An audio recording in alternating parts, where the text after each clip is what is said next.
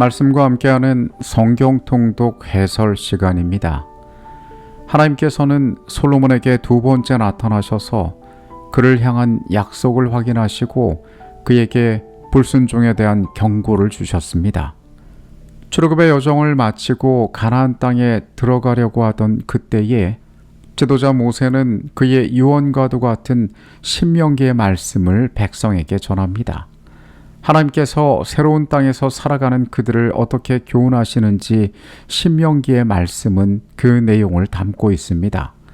그 가운데 너희에게 왕이 생기거든 그가 어떻게 통치해야 하며 어떠한 주의를 기울여야 될지에 대해서도 말씀하고 있습니다. 우리는 죄 가운데 태어나서 죄 가운데 살아가는 존재들입니다.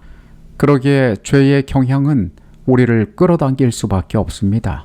솔로몬 역시 여기에서 자유로운 사람이 아니었습니다.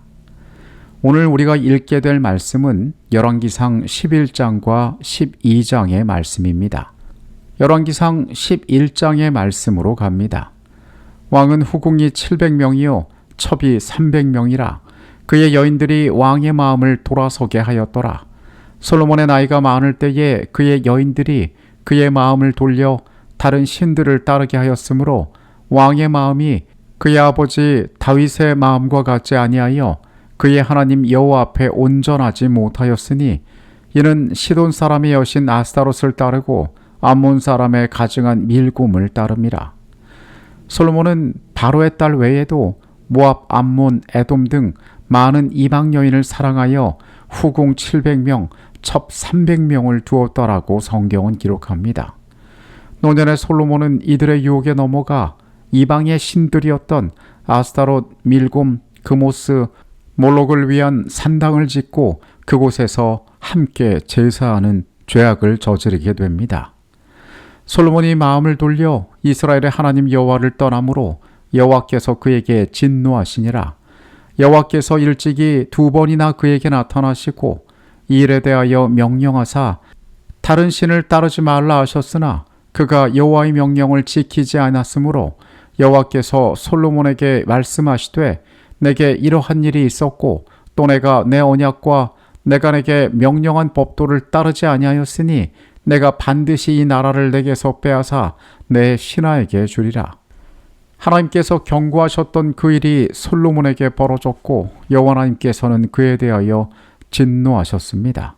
두 번이나 반복되었던 경고에도 이 솔로몬이 실패하자 하나님께서는 내가 이 나라를 빼앗아 내 신하에게 주리라고 선언하셨습니다.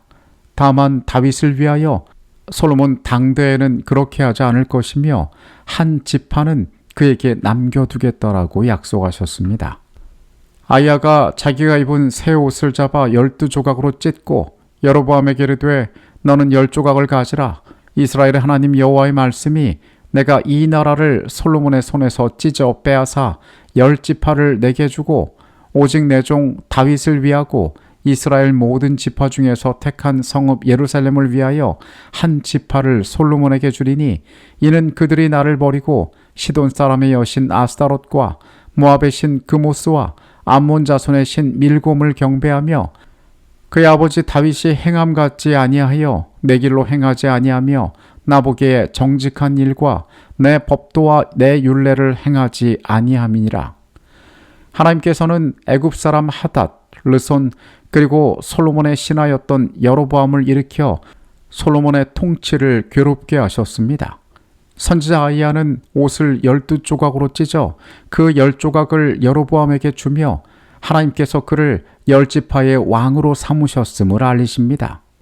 솔로몬의 남은 사적과 그의 행한 모든 일과 그의 지혜는 솔로몬의 실록에 기록되지 아니하였느냐. 솔로몬이 예루살렘에서 온 이스라엘을 다스린 날수가 40년이라. 40년간의 통치를 마치고 솔로몬은 죽어서 다윗성에 장사되었습니다. 솔로몬의 타락의 원인은 지식의 부족 때문이 아니었습니다. 그는 그 스스로를 영적으로 돌아보는 경계심을 가지지 못하였습니다. 솔로몬은 열국을 감화시켜서 하나님에 대하여 그 지식을 전하는 사람이 되어야 했지만 오히려 열국의 우상을 수입하여 그들을 그 나라 안에서 가증히 섬기게 하는 자가 되었습니다. 아무리 큰 지혜를 가진 자라도 하나님에게서 떠날 때에 그의 생애가 얼마나 어리석은 삶이 될 수 있는지를 솔로몬의 생애는 우리에게 보여주고 있습니다. 열왕기상 12장의 말씀으로 갑니다. 왕이 포악한 말로 백성에게 대답할세 노인의 자문을 버리고 어린 사람들의 자문을 따라 그들에게 말하여 이르되 내 아버지는 너희의 멍에를 무겁게 하였으나 나는 너희의 멍에를 더욱 무겁게 할지라. 내 아버지는 채찍으로 너희를 징계하였으나 나는 전갈 채찍으로 너희를 징치하리라 하니라. 솔로몬의 아들 르호보암이 세겜에서 즉위하려고 할 때에 백성들은 솔로몬 때에 부과된 무거운 노역을 줄여달라고 요청합니다. 르호보암은 처음에 노인들에게 지혜로운 조언을 구하였습니다. 그러나 자기와 함께 자란 젊은이들의 말을 듣고 그는 백성들을 향하여 나는 너희의 멍에를 더욱 무겁게 할지라며 강압적인 태도를 드러내었습니다. 온 이스라엘이 자기들의 말을 왕이 듣지 아니함을 보고 왕에게 대답하여 이르되 우리가 다윗과 무슨 관계가 있느냐? 이새의 아들에게서 받을 유산이 없도다. 이스라엘아 너희 장막으로 돌아가라. 다윗이여 이제 너는 내 집이나 돌아보라 하고 이스라엘이 그 장막으로 돌아가니라. 르호보암의 강경한 대답에 분노한 열지파가 다윗 가문을 등지고 떠나 여로보암을 새로운 왕으로 삼고 나라를 건국하게 됩니다. 르호보암은 유다와 베냐민 지파만을 다스리는 유다의 왕으로 남게 됩니다. 그는 전쟁을 벌여 열지파를 꺾고 다시 나라를 통합하고자 했지만 하나님께서 선지자 스마야를 통하여 이 일이 나로 말미암아 난 것이라 말씀하시며 전쟁을 막으셨습니다. 만일 이 백성이 예루살렘에 있는 여호와의 성전에 제사를 드리고자 하여 올라가면 이 백성의 마음이 왕된 그들의 주 르호보암에게로 돌아가서 나를 죽이고 유다의 왕 르호보암에게로 돌아가리로다 하고 이에 계획하고 두 금송아지를 만들고 무리에게 말하기를 너희가 다시는 예루살렘에 올라갈 것이 없도다. 이스라엘아 이는 너희를 애굽 땅에서 인도하여 올린 너희 신들이라 하고 하나는 베델에 두고 하나는 단에 둔지라. 이 일이 죄가 되었으니 이는 백성들이 단까지 가서 그 하나에게 경배함이었더라. 여로보암은 백성들이 예배하기 위하여 예루살렘으로 가는 것을 막기 위하여 단과 베델에 금송아지를 세웁니다. 이것은 지극히 인간적인 필요에 의한 선택이었습니다. 여로보암의 이 선택은 북방 이스라엘이 시작부터 우상 숭배에 빠지게 하였습니다. 그는 레위 자손이 아닌 일반인을 제사장으로 삼고 절기의 날짜도 마음대로 바꾸는 등 배도의 길을 걷게 되었습니다. 하나님께서 여로보암을 선지자를 통하여 10지파의 왕으로 세우셨습니다.